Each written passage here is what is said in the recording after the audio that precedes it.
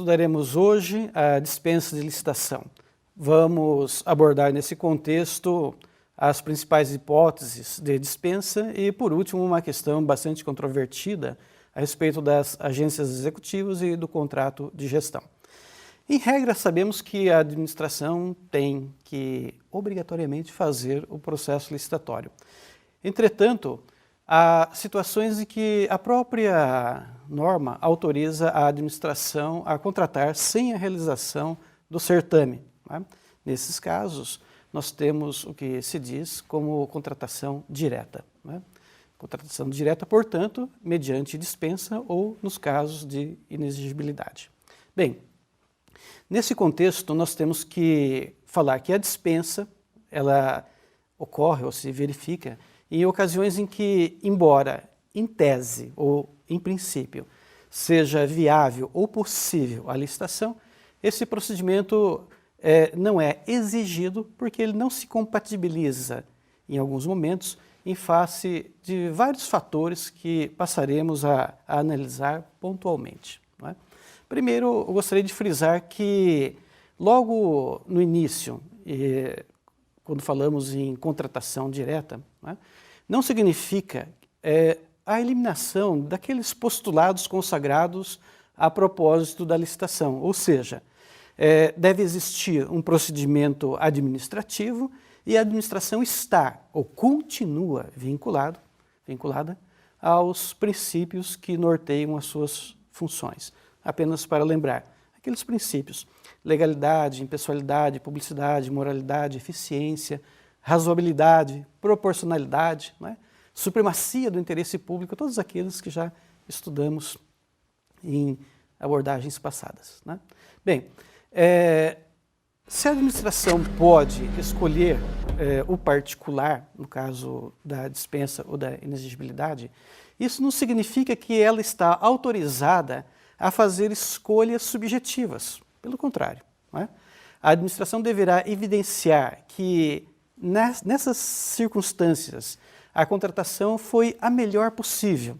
Logo, nós temos que lembrar que deverá, para a escolha ser objetiva, deverá existir elementos concretos acerca dessas condições de mercado, de capacitação do particular escolhido, não é?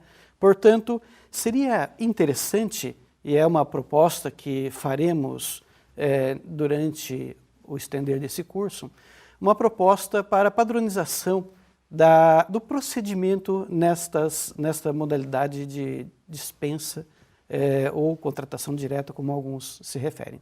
Bem, cabe aqui insistir na relevância dessa proposta que vamos fazer para que no âmbito interno de cada unidade exista padrões uniformes, estáveis, na verdade, né, atinentes a estas hipóteses de contratação.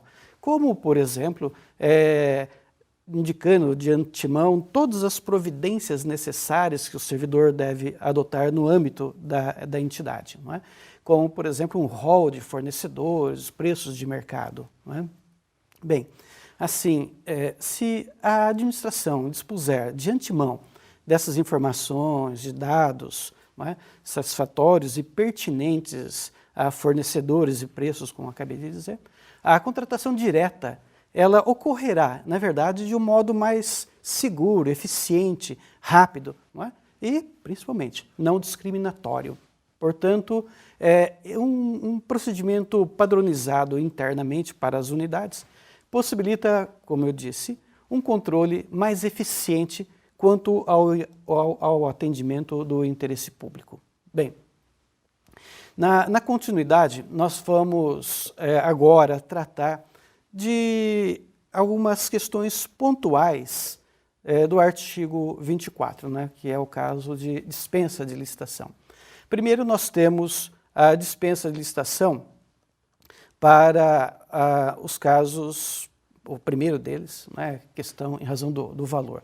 Primeiro, se refere a obras e serviços de engenharia e no inciso 2 do artigo 24 fala serviços e compras. Bem, quando nós falamos em obras e serviços de engenharia, nós temos aqui uma dispensa para aquelas obras ou serviços de engenharia de até R$ 15.000. Aqui nós temos que fazer uma pausa para esclarecer o seguinte. Na verdade, este limite de 15.000, ele deve ser pensado como uma obra ou serviço de engenharia que é realizado, ou possa ser realizado, no mesmo lugar, conjunta e concomitantemente, como diz o próprio artigo, inciso 1 do artigo 24. O que esse inciso destaca é que, na verdade, esses R$ 15.000, eles não podem se referir a parcelas de uma mesma obra ou serviço. Por que não podem? Porque se for parcelas de uma mesma obra ou serviço, nós vamos encontrar aí aquele exemplo do fracionamento que é indevido. Ou seja, se eu tenho vamos imaginar, uma obra ou um serviço de engenharia de R$ 15.000, não é? Eu não posso fracionar em 2 de 15 para trabalhar com a dispensa, evidentemente, porque aí eu estarei incorrendo em um crime do procedimento licitatório que está lá a partir do artigo 89 dessa lei. Então, na verdade, quando falamos em dispensa de até 15.000 para obras e serviços de engenharia, nós temos que lembrar que eles devem ser de uma mesma, realizados em um mesmo lugar, conjunta e concomitantemente. Se for parcelas de uma obra ou serviço que dê 15.000, aí nós temos um fracionamento indevido e proibido, portanto. O mesmo sentido, nesse mesmo sentido está o inciso 2, que fala da dispensa de até R$ 8.000 para aqueles serviços e compras. Não é? Da mesma forma, desde que não se refiram a parcelas de um mesmo serviço e que possa ser realizada de uma só vez. Não é? Portanto, acho que vale a pena grifar estas exigências para que esta dispensa seja legal. A respeito desse tema, vamos ouvir agora um questionamento formulado pelo Luiz Henrique, lá de Bauru.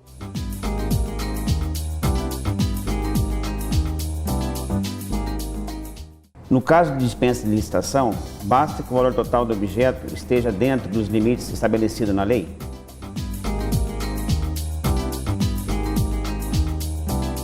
Obrigado, Luiz Henrique, pela pergunta formulada. A esse respeito, eu diria inicialmente não. Não é? Não, porque a dispensa de licitação, apesar de permitida nos casos que são discriminadas na lei que já estamos estudando, ela deve ser cercada de muitas cautelas. Não é? Bom, segundo o Tribunal de Contas, a contratação deve ser a melhor para a administração pública, isso já sabemos. Não é? Mas assim, ou seja, dessa forma, no caso de dispensa, deve constar dos processos de contratação direta, dentre outras medidas, a pesquisa de mercado realizada e o procedimento para escolha objetiva do fornecedor. Não é? Portanto, são essas duas exigências que se faz. Não é? A escolha objetiva do fornecedor e o preço de mercado. Obrigado pela sua participação. Um outro tema que eu destaquei foi do inciso 4 da dispensa. Né? Lá no inciso 4 trata, no caso, de emergência ou de calamidade pública.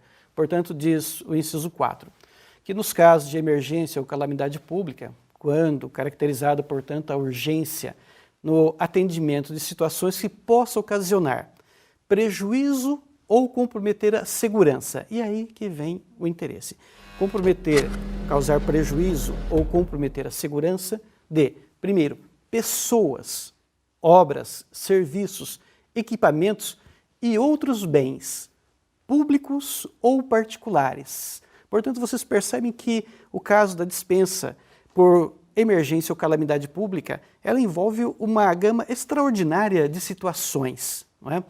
E esta emergência, não é? Ou seja, o atendimento para atender estas situações, elas estão autorizadas apenas e tão somente para os bens e serviços necessários ao atendimento daquela situação de emergência ou de calamidade e para as parcelas de obras e serviços que possam ser concluídas no prazo de 180 dias, que é o prazo emergencial, né?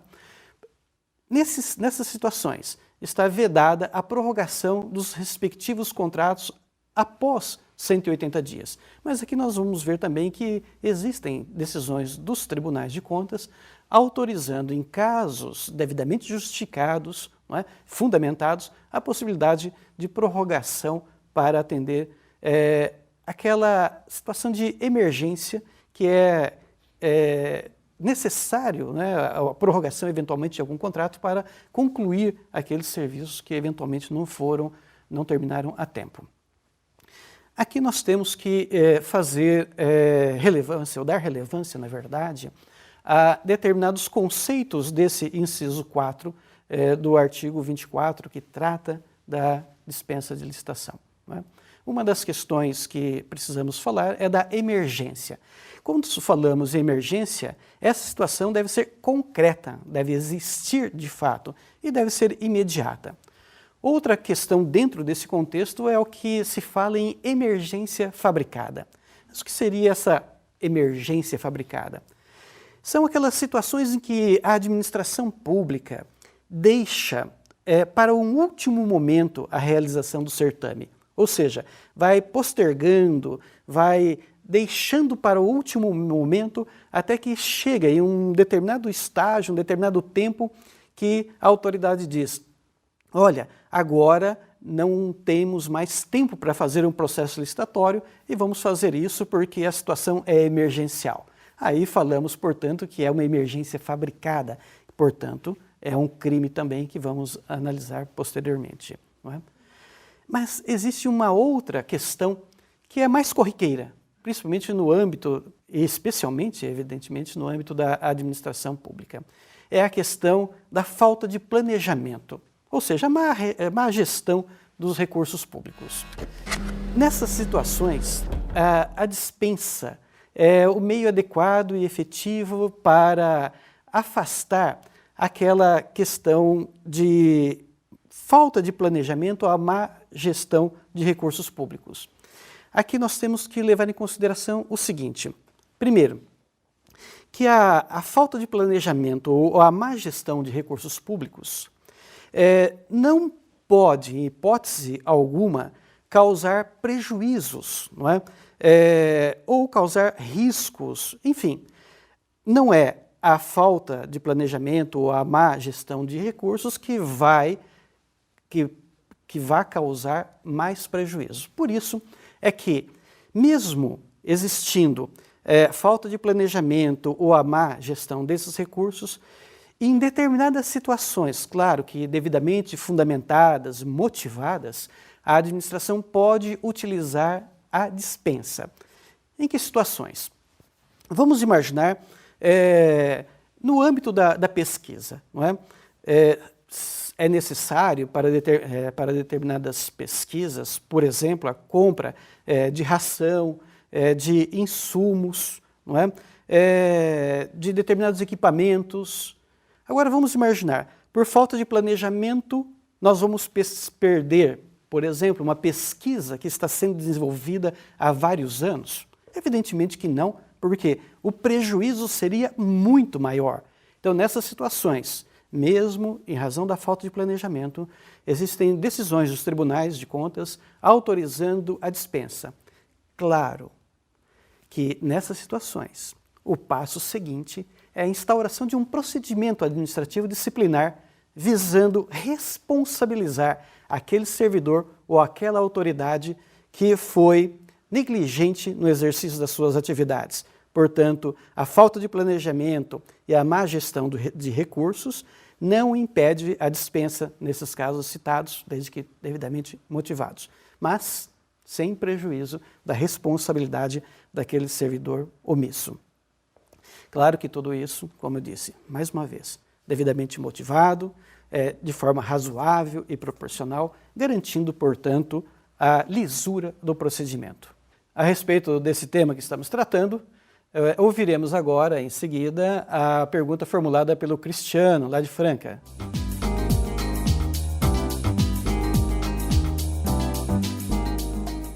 A expectativa de aumento de preço de um produto básico constitui emergência apta a autorizar a dispensa de licitação?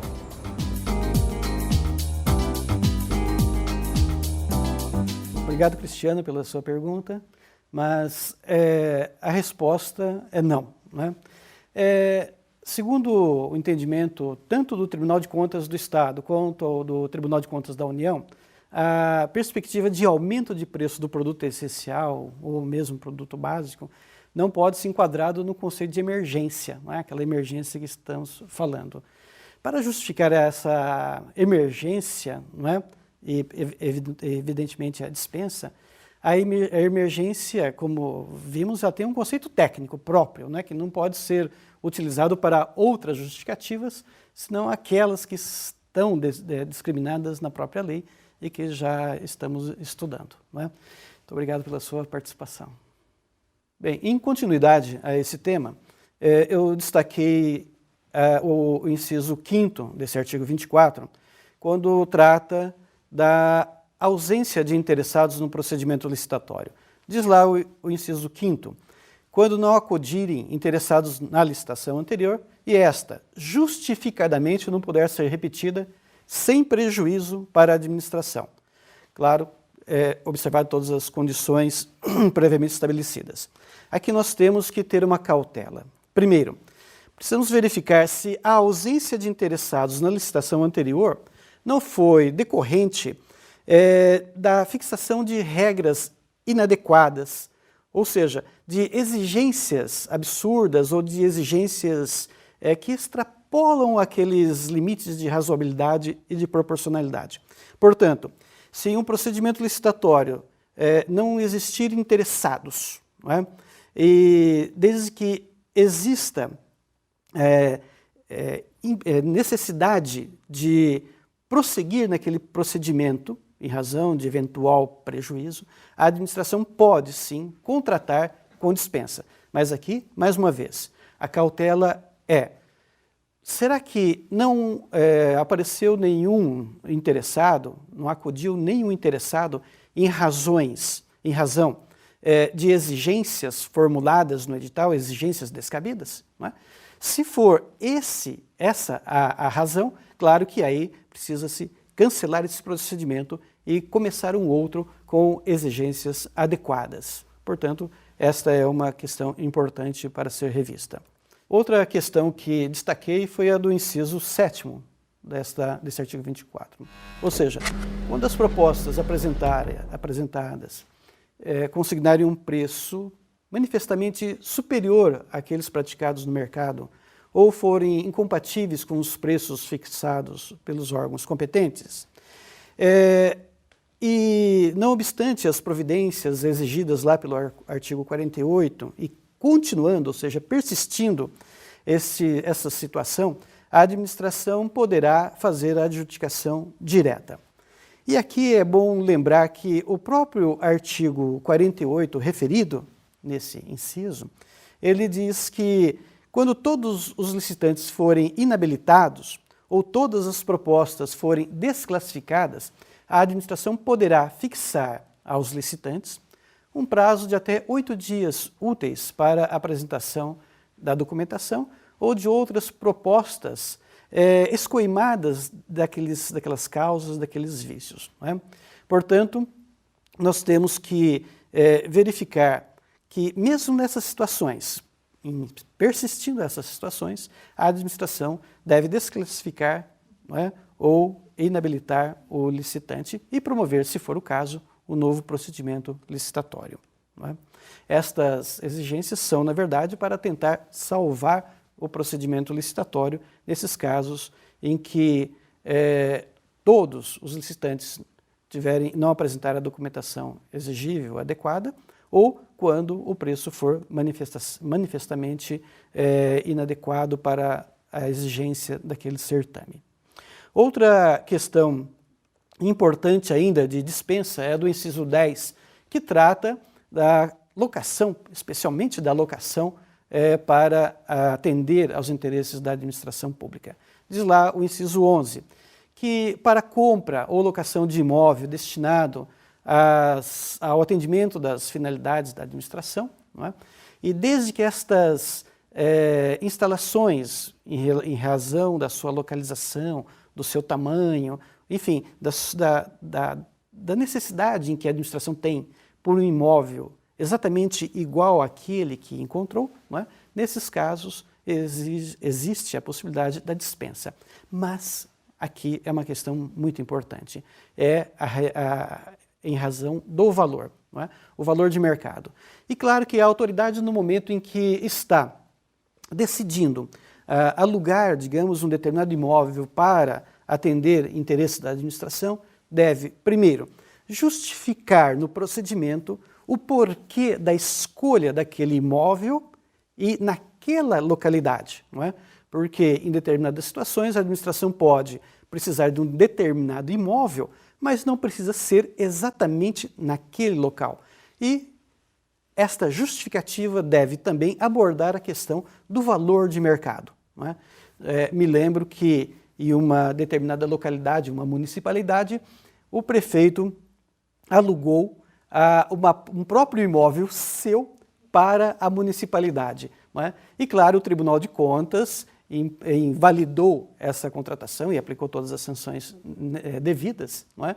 Porque, primeiro, que o imóvel era do prefeito, segundo, que o preço de mercado estava quase 10 vezes acima do valor de mercado, não é? Então nós vamos encontrar esses vícios, não é? Que são reputados gravíssimos e que, de uma certa forma, são punidos, não é? Com extremo rigor pela lei.